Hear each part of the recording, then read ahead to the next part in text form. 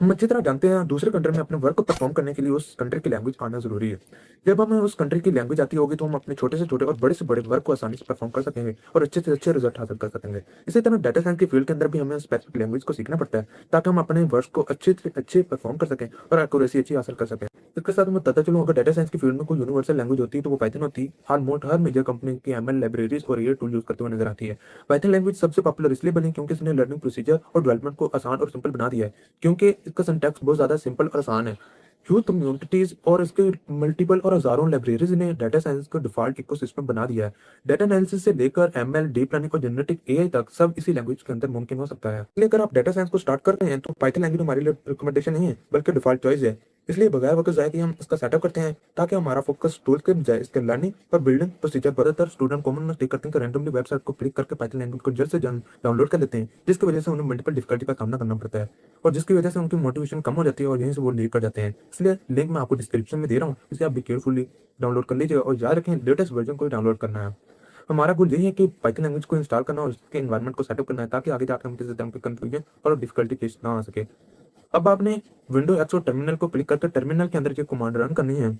अगर आपको version Python का वर्जन नजर आ रहा है तो कंग्रेचुलेशन, आपकी डाटा साइंस की फील्ड के अंदर आपका फर्स्ट स्टेप कंप्लीट हो चुका है। अब हम नेक्स्ट स्टेप में इंटीग्रेटेड बैकएंड एनवायरनमेंट को सेटअप करते हैं, यानी कि विजुअल स्टूडियो कोड को डाउनलोड करते हैं, क्योंकि डेवलपर अपने हजारों और यहीं पे स्पेंड करता है। बिगिनर से लेकर प्रोफेशनल तक नॉर्मल लाइफ में हर बंदा इसे ही यूज करता हुआ नजर आता है, क्योंकि ये काफी स्मूथ और फास्ट हमारे वर्क को कर देता है और हमें ये मल्टीपल फीचर प्रोवाइड करता है, जिसकी वजह से हमारा प्रॉब्लम सॉल्विंग पर फोकस रहता है। हमारा नेक्स्ट स्टेप होता है कि एनाकोंडा में से या मिनीकोंडा में से एक को डाउनलोड करना।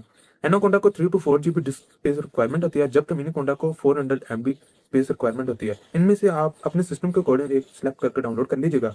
मेरी रिकमेंडेशन यही है कि आप मिनीकोंडा को डाउनलोड करें, क्योंकि ये विजुअल स्टूडियो कोड के साथ काफी फास्ट और स्मूथ हमारे वर्क को कर देता है। डिजिटल एनवायरनमेंट का कंसेप्ट समझने के लिए आप ये समझने कि हमारे पास प्रोजेक्ट है, उसका बॉक्स है, उसके अंदर उसका ही पाइथन वर्जन है और उसकी ही लाइब्रेरीज हैं।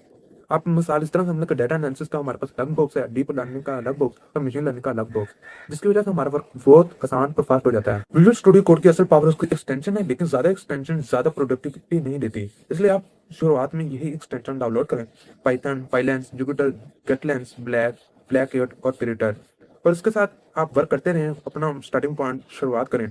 आहिस्ता आहिस्ता विजुअल स्टूडियो आपको रिकमेंडेशन करता रहेगा, जिन एक्सटेंशन की आपको जरूरत है आप उन्हें को डाउनलोड कर लीजिएगा।